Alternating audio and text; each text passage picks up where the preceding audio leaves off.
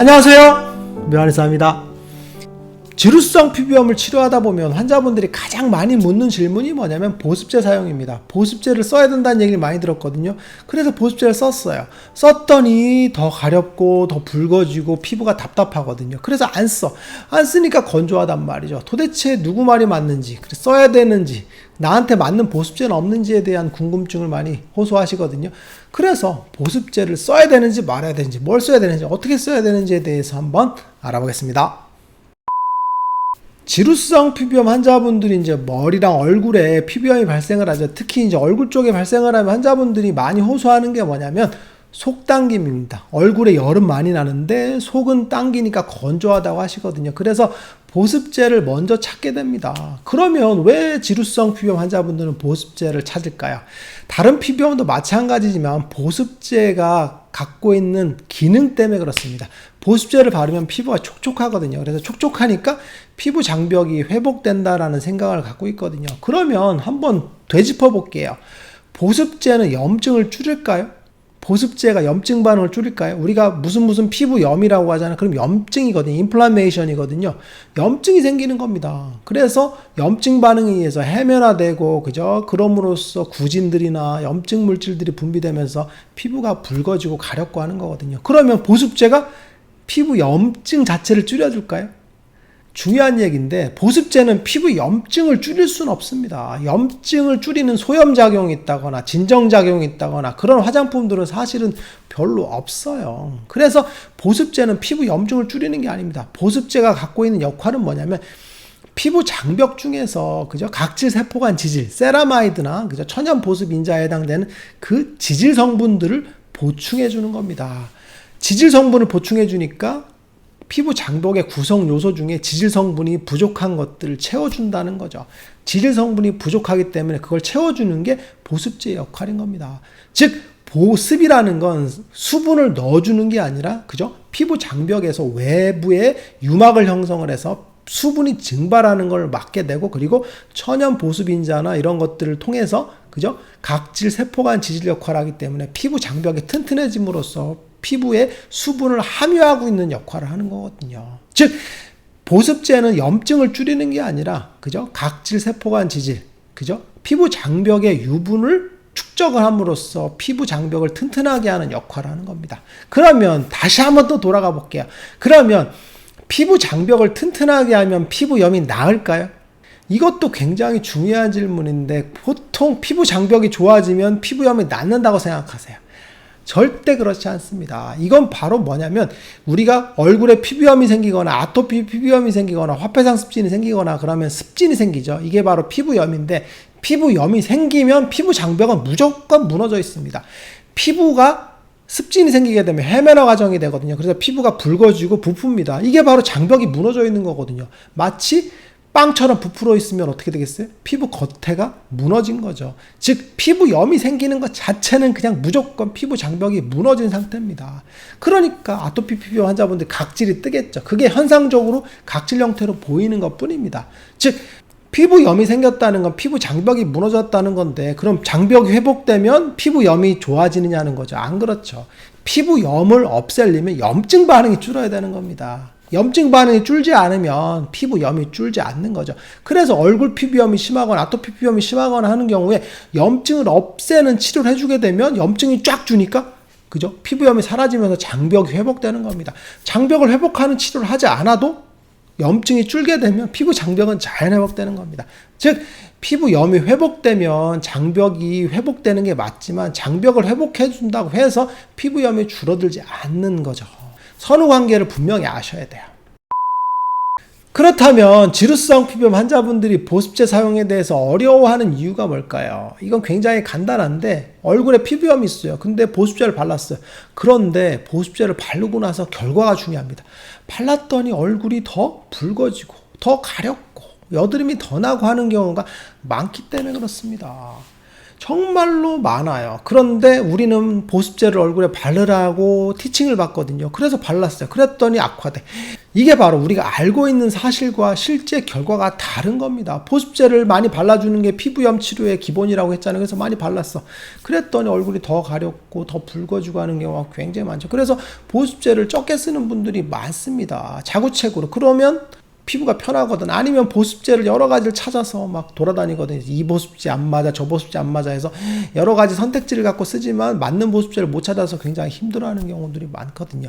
그러면 지루성 피부염 환자분들이 보습제 사용에 대해서 힘들어하는 이유가 뭘까? 이건 지루성 피부염이라는 이름에서도 알 수 있는 것처럼 지루성과 피부염이거든요.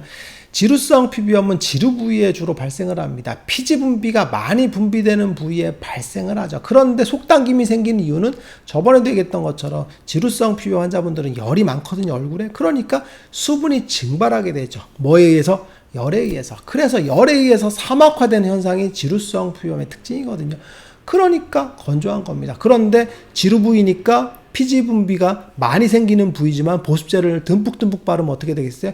기름이 많은 부위인데 더 기름이 많아지겠죠. 그래서 환자분들이 답답하다, 가렵다, 그죠? 피부염이 더 악화된다라고 느끼거든요. 왜 그러냐면 피지 분비가 많이 분비되는 부위에 더 많이 유분 성분을 넣어주니까 염증 반응이 더 생기겠죠. 우리 피부에서 유분 성분이 들어오게 되면 피부와 반응을 하거든요. 그래서 알레르기 반응이라던가 염증 반응을 유발할 가능성이 굉장히 높아요. 그 대표적인 게 오일이죠. 지루성 피부염 환자분들이 오일을 바르게 되면 더 심해지는 경우가 많거든요. 그래서 지루성 피부염 환자분들은 보습제 사용을 하게 되면 피부가 더 예민해지는 경우가 굉장히 많습니다. 그래서 잘 사용하셔야 돼요. 그렇다면 지루성 피부염 환자분들이 화장품을 어떻게 써야 될까요? 그 원칙을 알려드릴게요. 첫 번째는 유성 성분이 적은 걸 쓰는 게 좋습니다. 유분이 적은 걸 쓰는 게 피부에 더 좋아요. 보통 아토피 피부염이 있거나 하는 분들은 이제 피부가 굉장히 그죠?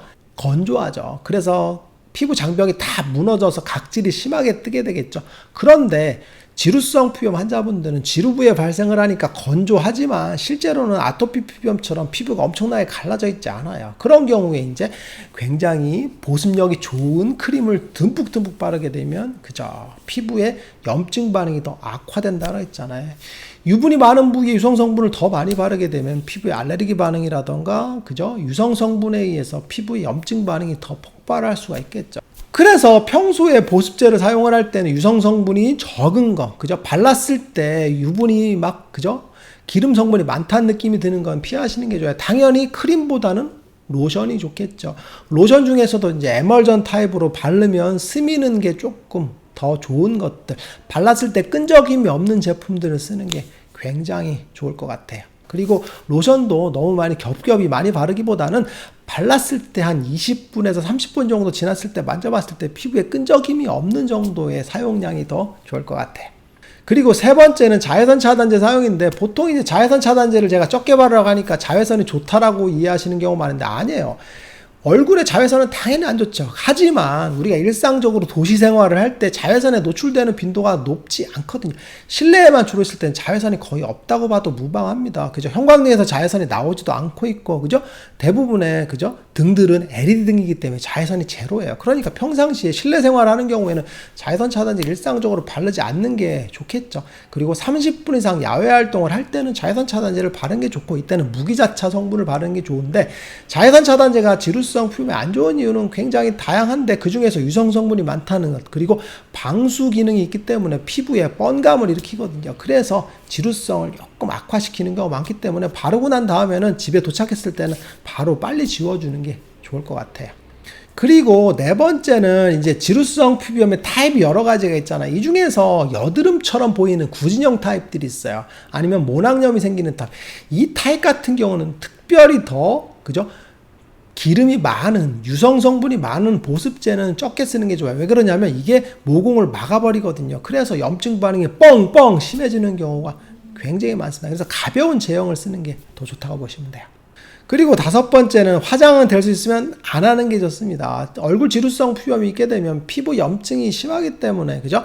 화장을 하게 되면 염증 반응이 더 심해지겠죠. 그런데 이제 어쩔 수 없이 써야 되는 경우에는 가볍게 이제 비비 같은 거 이런 것들을 가벼운 제형으로 쓰는 게 좋을 것 같아요.